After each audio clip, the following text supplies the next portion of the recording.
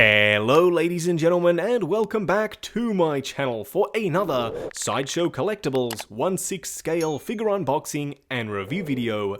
And today we're taking a look at our first Avengers comic book style figure, being of course Thor, based on his classic appearance.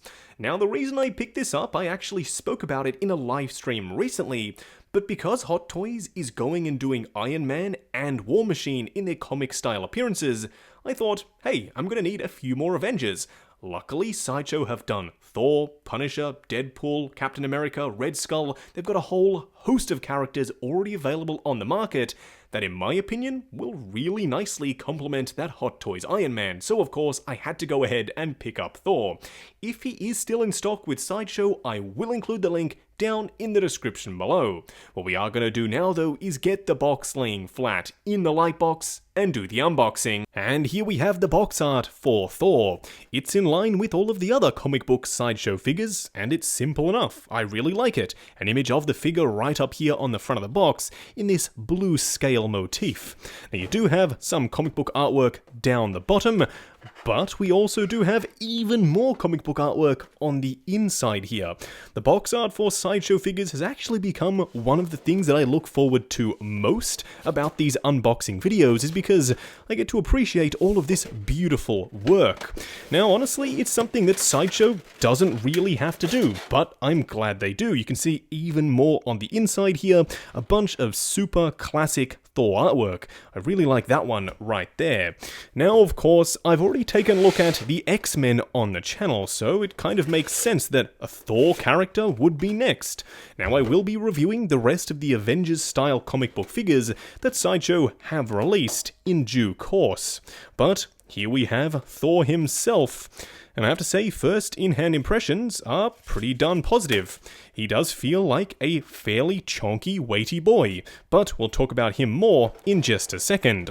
Now you can see he does come with one tray down below, so what we are going to do now is get all of Thor's accessories laid out in the light box and take a closer look at everything he comes with. And here we have everything that comes with Thor. Let's start off by taking a look at the display base first. I love this display base print. It's kind of like the Bifrost imprint when of course Thor uses it, but it's done in a metallic gold over this marble style effect. I think this is meant to replicate something in a palace in Asgard, but either way, it looks beautiful, and I'm super glad they decided to do that here. Sometimes they go with prints and sometimes they don't, but this time they did, and they nailed it. Now, of course, you do get the modular display base. This little section in the bottom is a shorter arm that you can use just with the crotch grabber, or you can use it in its entirety to have him in mid-flight. I like that they give you the option here, but honestly, just having it at a fixed length is kind of restrictive in terms of how you want to have him flying. Now, he only comes with one real handheld accessory, and it's Mjolnir. You can see the inscription is really nicely done, and it's a very classic version of the hammer. There's cracks all throughout, and it's got a beautiful paint application to it. I love the way this looks, all the way down to the handle, and of course a little pleather section down here below. But yeah, this is an absolutely awesome accessory. He does come with a couple of hands, and they do each come with their own individual wrist pegs, which I can't praise Sideshow enough for. And honestly, these might be some of the most detailed hands that I have ever seen in 1/6 scale. They've got a bunch of texture sculpted in, but also a variation to the skin tone. You can even make out a subtle bluing to the veins. These are really, really well done hands. I'm super impressed with how they look. What we are going to do now though is get Thor himself out here and take a closer look. And here we have him standing straight up and down in the light box, no crazy poses or accessories or anything like that. And oh my, if that's not just one of the most regal figures that I've seen in a long while. I love the fur, it just works for Thor. Yes, you can remove it, and we'll discuss that in just a second, but I think it adds something, it gives him a little bit more pizzazz. And I have to say, this guy is not short of pizzazz. The super vibrant red cape, the blue of the pants, and the gold trim around his outfit. It just works. It's a classic version of Thor that I never even knew I wanted. Plus, the icing on the cake, the winged helmet, is just pure classic Thor, and it just works for me. I'm really impressed so far with the figure, so what we are going to do now is take him off the rotating turntable, punch in, and take a closer look at the details. And here we have him up close and personal. And yeah, so far I'm really enjoying this classic comic book style version of Thor. Let's talk about the head sculpt first. Is anyone else getting Arnie vibes here? Because from certain angles I definitely am. But that kind of works for me. Arnie is kind of a god. He's a big honkin' dude, and that works as a classic version of Thor for me personally. Plus he has this very stylized version of the Thor helmet with the point on top and the big wings on the side. It's sculpted to the head so you can't remove it, but I wouldn't want to anyway. It's part of one of the defining aspects of Thor as a character is his winged helmet, and I love the way it looks in figure format.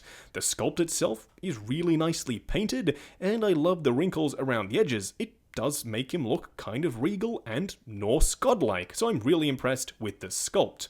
Now he does have this beautiful fur piece up top. Technically, it can be removed, so on the inside of these sections, they're actually press studs, then a very, very thin loop of material on the fur that goes around the stud. You can remove it and the cape, but I'm not going to try and do that. I don't want to break the little thin piece of material that loops around those disc sections. Now, as for the cape, it's a really nice material. It's super lightweight, it flows perfectly, and there is for some reason a section up the top here which is kind of double layered. Not exactly sure what that's for, but still, I really like how it looks, how it flows, and how it feels in hand. Now, as for the outfit, it's relatively simple. It kind of gives me the Avengers game vibe that came out recently, but I know it's not technically supposed to be that.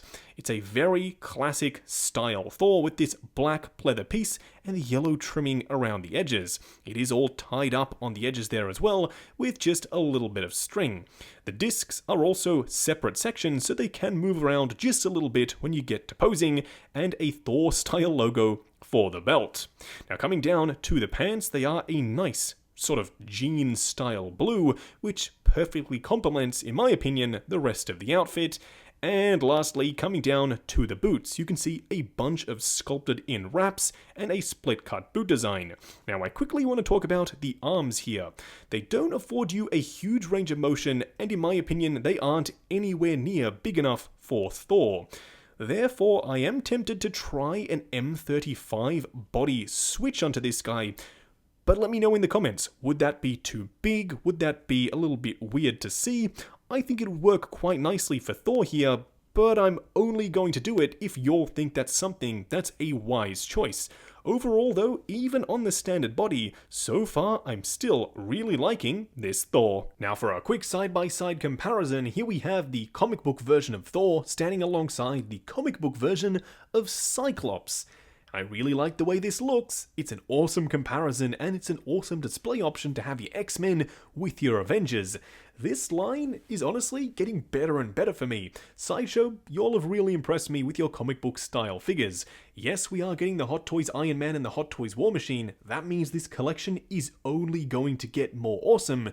And honestly, I personally can't wait, because so far, been really impressed with these figures. You can see Thor is slightly taller than Cyclops here, and being a Norse god, that makes sense. He's going to be a little bit taller. He isn't anywhere near beefy enough for me, but even that can be posed away. When you get the Mjolnir in hand, have him in mid-flight, it's not such a big issue. Overall though, yeah, I'm really impressed with how he looks. Just going over articulation on Thor. Now bear in mind, this is my personal copy of the figure, so I'm going to be a little bit more careful. I'm sure when you get yours in hand, you can push the joints slightly further than I'm willing to go. Now starting off with the head sculpt, it is on a fixed neck, so you do get a fairly limited range of motion. However, looking back and forward is pretty decent due to the rubbery style neck.